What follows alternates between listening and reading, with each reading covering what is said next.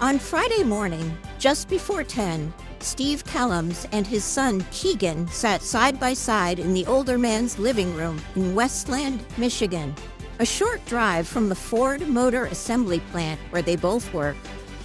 1 week into the strike, by 3,300 workers at the plant, they were anxiously awaiting an announcement from their union president on Facebook Live. Bent over his cell phone, 24-year-old Keegan tried to tamp down sparks of optimism. He knew better than to imagine that the strike, at that point limited to his plant and 2 others in Missouri and Ohio, would end quickly, because the United Automobile Workers and Ford management were so far apart. "I know it's going to get more ugly before it gets better," Keegan said, taking a swig from a bottle of Pepsi. Steve, who is 54, turned toward him. "Or let's be positive," he said, sounding decidedly dad-like. "There's at least a chance that they could have come to an agreement."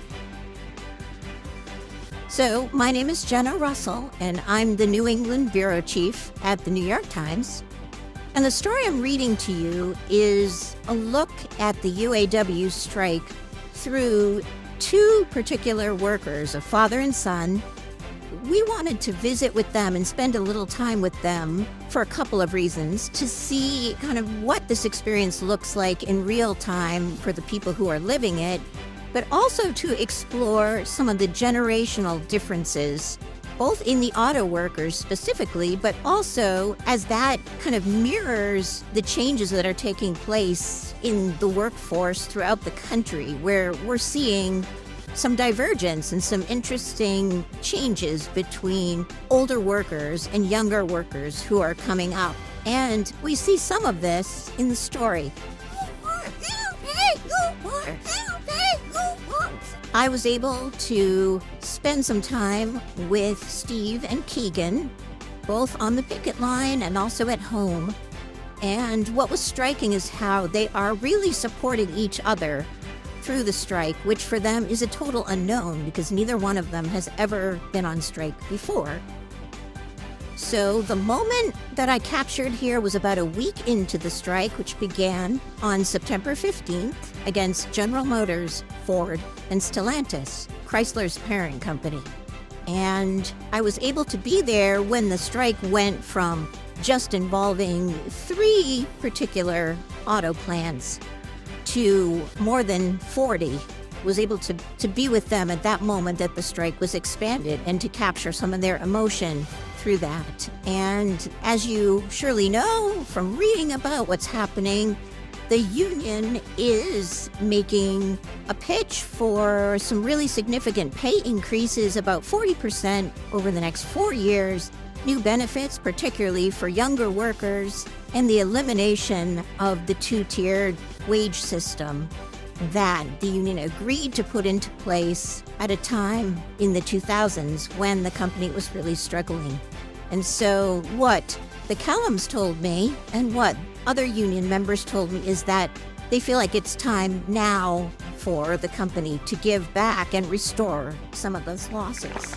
You know, this is a historic moment. The first time in our country's history that a sitting USA president, has came out and stood on the picket line.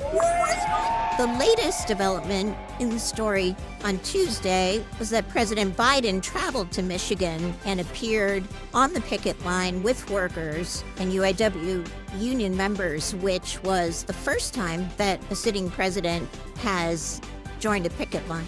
I've been said many times, Wall Street didn't build the country, the middle class built the country. You built the middle class. That's a fact. So let's keep going. You deserve what you've earned, and you've earned a hell of a lot more than you get paid now.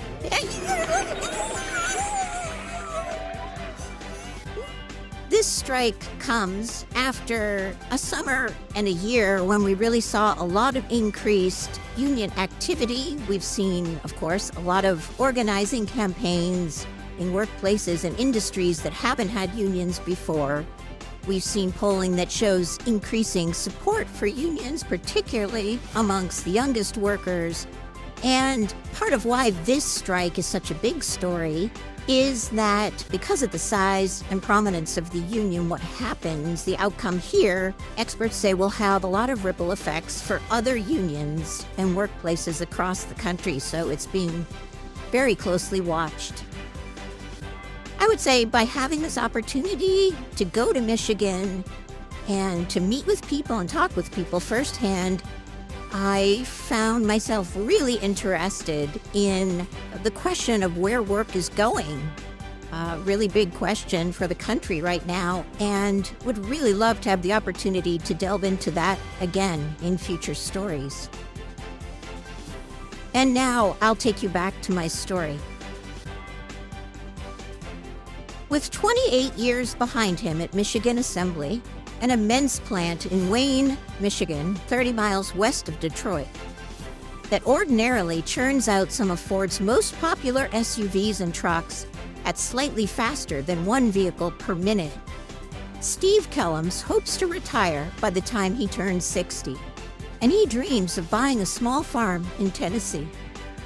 He was hired in 1994, before a downturn in the industry and a recession drove Ford into financial crisis and forced the union to make once unthinkable concessions, including accepting a two-tier wage system with lower pay for newer workers. When Keegan K.L.P started at Ford in 2020, his pay reflected those tumultuous changes. He said he left Amazon, where he was making nearly $18 an hour as a packager, to start at Ford at just $16 an hour. His father said it pained him to see how much had changed since the days when a job at Ford Motor meant a comfortable middle-class life. He was making double his son's wages when Keegan was hired. 25 years later, they only offered him $3 more per hour than I got when I joined, Steve said. Is this the life I wanted for him? No. Now, the UAW is trying to eliminate two-tier wages, add retiree benefits for younger workers, and raise pay by 40% over the next 4 years to make up for the compensation lost to givebacks over time. Ford has said it cannot afford those proposals. On the picket line last week, outside the plant in Wayne, it was hard to find a union member who did not have 2 or 3 generations of relatives employed by the company. For much of its history, since it began offering factory workers $5 a day to build the Model T in 1914, Ford's wages and benefits allowed blue-collar employees to join the middle class. Jobs with the automaker were sought after. Turnover was low. Keegan has ties to Ford on both sides of his family.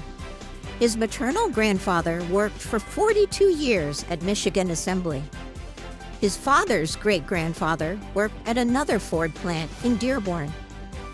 Keegan's first new car in high school was a silver Ford Fusion. To make his payments, he worked at the nearby Henry Ford Museum. As a boy, he imagined a future with Ford, but was taken aback when his father did not embrace his plan. My dad said, "No, be something bigger than that. Go to college."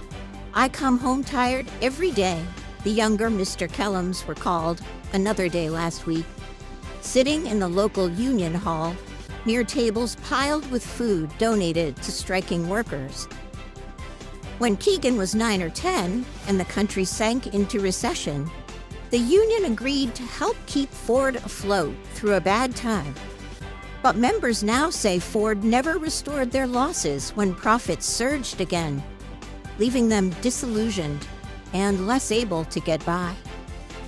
I knew something was going on, Keegan said of that time in his childhood. The big birthday parties got smaller. We stopped going to Cedar Point, the amusement park, for vacation every summer. After high school, he worked as a cashier at Dollar Tree, making minimum wage and living at home.